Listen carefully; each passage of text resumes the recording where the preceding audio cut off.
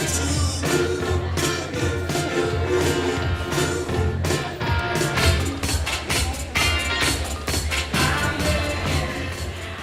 was so excited to know what my song was going to be, and I thought it was Vanilla Ice at first. I got nervous. Hi, everybody. My name is Leanne Gluck. I am the Deputy Director for an organization called America Makes, which is a nonprofit consortium focused on accelerating the adoption of 3D printing in the U.S. And today I'm going to talk to you a little bit about 3D printing, but really around this idea that imagine a world in which we can make anything. And we're now at a place where, because of the democratization of technologies like 3D printing, 3D scanning, and 3D software, and our access to these technologies, we really are at a place where we can not only be consumers of things, but we can be makers of things. And we can not only be makers of things, but we can be change makers. Thinking about where we want to make an impact in our, in our careers, in the communities that we work with, in our industries. So we'll talk a little bit about 3D printing, about the technology, about some of the new advances in the technology and some of the applications. But I'd like all of you to really think about how you might be able to apply those concepts and this new concept around designing for function into the work that you do. So when I talk about 3D printing, there's three things I'd like to tell people about 3D printing. And people often say, well, should I use 3D printing for designing this particular product? And there's three things. And the first one is that 3D printing is really good for designing for complexity. Because it's an additive technology that creates something layer by layer by layer, you can make really complex geometries. And this is some examples of some really complex geometries. You can think about biomimicry and biomimetics and how you can take complex geometries that happen in nature and apply them in industries like aerospace, where GE is looking at using, design for function to redesign jet fuel nozzles for energy efficiency to things like surgical planning and medical modeling. So complexity is one. The second one is that you use 3D printing to design when you want to make something very customized. So generally in manufacturing, you'll make a mold, right? And the mold will be very expensive. Maybe it's $1 million to make a mold, but you're going to make 1 million of the thing. And so because the actual material cost is low, it maybe only costs $1 per thing. But if you want to make 1 million customized things or 100 customized things, all of a sudden there's an added expense. But the idea with 3D printing is that with 3D printing, complexity is free. Because you don't need a mold, you're designing directly in a computer program, a computer-animated design program, and so complexity is free. So this is an example of some 3D printed fairings designed by Bespoke Innovations and a guy named Scott Summit. He started thinking about how could we use design for things like fairings and really make this a personal expression of the individual. This is also, can be used for prosthetics and other assistive technology devices. But these are kind of really beautiful examples of customized pieces. Ooh, that's nothing. So in 3D printing, there's a concept of the digital thread. Okay, so the digital thread is how you get from a software model to a 3D actual piece. And so this is an example of a design that we did. It's computer animated design. There's actually an organization called Humanitarian that after the Haiti earthquake, they went into Haiti to develop a resource center to really help the community rebuild. And at the resource center, they provided a lot of technology. They provided a space for individuals to come together. A really successful model in Haiti. And so when the Philippine earthquake happened, they created one in the Philippines. And when the Nepal earthquake happened, they started creating one in Nepal. So the executive director, this guy Sam, and I were talking, and what they decided to do was actually create Nepal Communitaire out of shipping containers. But they wanted the community to help to be part of the design process. So he's like, well, can we 3D print a bunch of shipping containers so that we can kind of see the experience of how we might want to arrange this design. So this is a digital file of some shipping containers. Actually, the intern at our who is now the innovation factory manager at the time, was like, can you do this for me? So he designed a series of 18 shipping containers. then put that file, connected it to a 3D printer. It's a 3D Systems SLS 3D printer. And then about 48 hours later, 18 shipping containers popped out. I was very excited about these shipping containers. I kind of wish I brought one with me. But next day, or a little bit later, we did have this kind of integrated design workshop. And what was cool about it was that the community got to co-create this. There was actually also some individuals with visual impairments. And so they were also able to experience and explore. So this is design modeling and prototyping as opposed to end-use manufacturing. Another cool thing about Communitaire, this resource center that is in now Haiti, the Philippines, and Nepal, is that when the Haiti earthquake happens, many of you may or may not know, but there's a strong correlation between earthquakes and losing a limb and amputees. And in fact, more people, there's a stat that says that more people lost a limb in the Haiti earthquake than in World War I or World War II combined. So a real need for prosthetics, and Communitaire actually got a number of 3D printers and started to 3D print hands. And many of you will notice this little logo. It's actually on the SwitchPoint shirt with the kind of the heart. But this is an organization called Enabling the Future. Actually has a crowdsourced platform where volunteers are linked up. They've designed these prosthetics, and they create prosthetics for people all over the world. Actually, John Shull spoke, I think, at last year's SwitchPoint.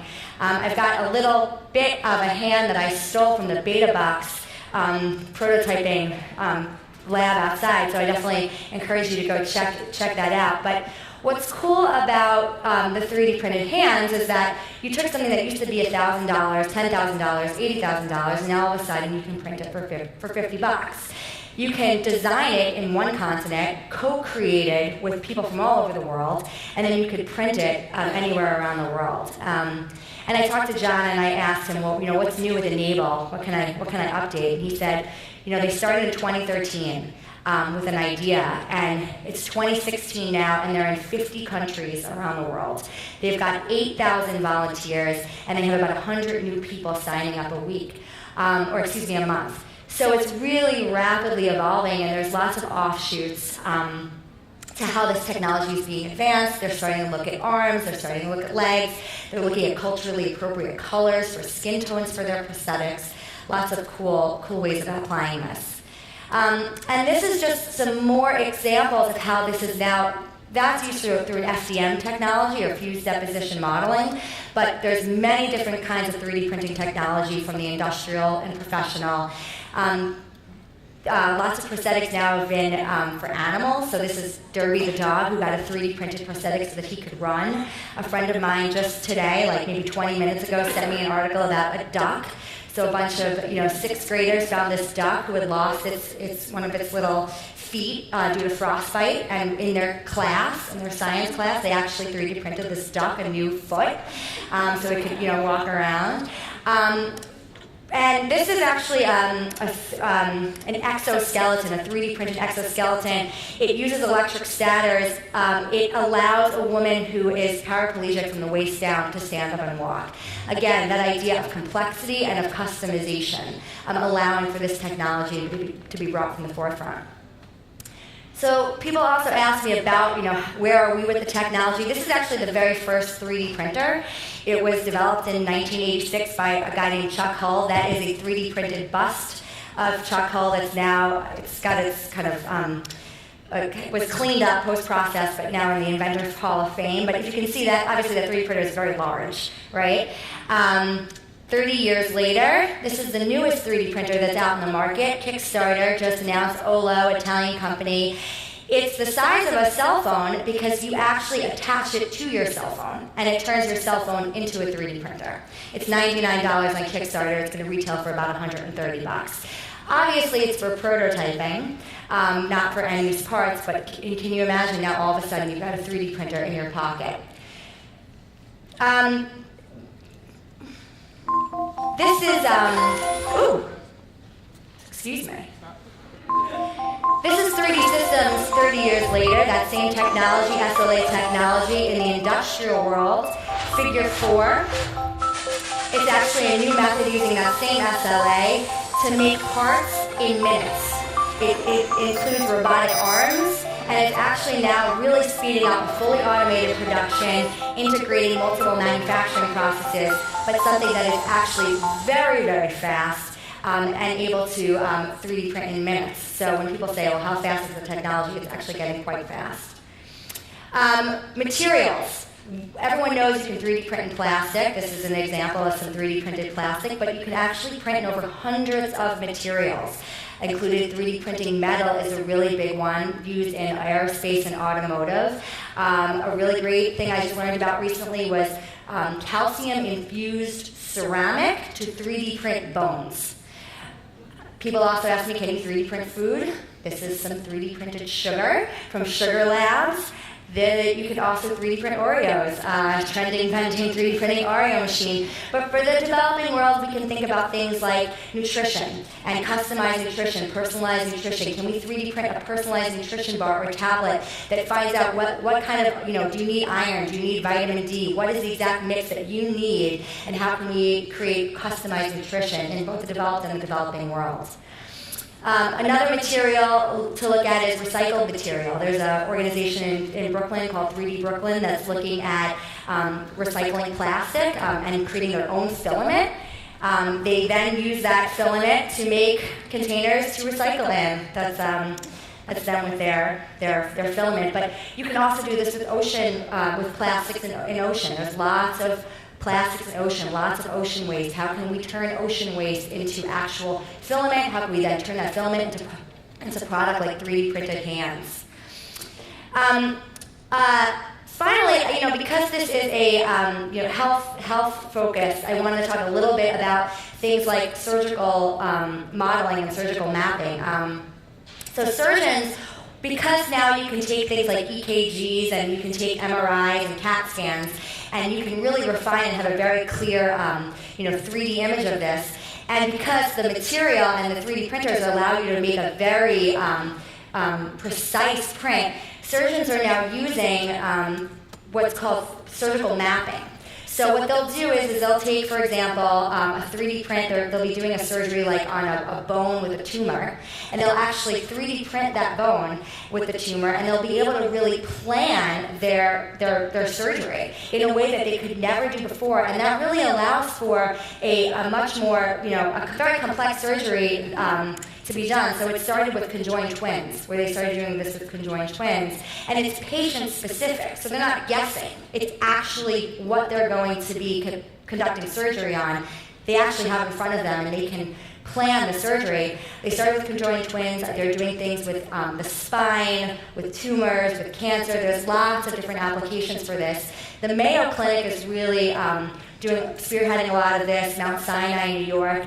And the Mayo Clinic recently, there was an article in the Mayo Clinic, and they were saying, they're doing it, but not all hospitals are doing it, but it has huge implications for the effectiveness of surgeries, and they really see this as something that will happen in more and more surgeries over time. And then this kid, who I absolutely love, many of you may know, but Invisalign braces, they're all 3D printed. So again, that complexity, but also that customization. Each brace needs to be specific for you. No two braces are alike. So 3D printing is the perfect way to get this done. Well, this kid decided, well, can I make my own braces? And he actually did. He scanned his teeth. He had access to some technology. He scanned his teeth. He did a lot of research. This is definitely one of those, do not try this at home. And he did. And he used them. And, months later, now he has straight teeth. So again, this idea of this democratization of access to technology and how we can apply it. In conclusion, really just thinking about, what can you make? What can you change? How can you take these technologies, these ideas, and apply it to your work, and use 3D printing to make the world a better place? Thank you.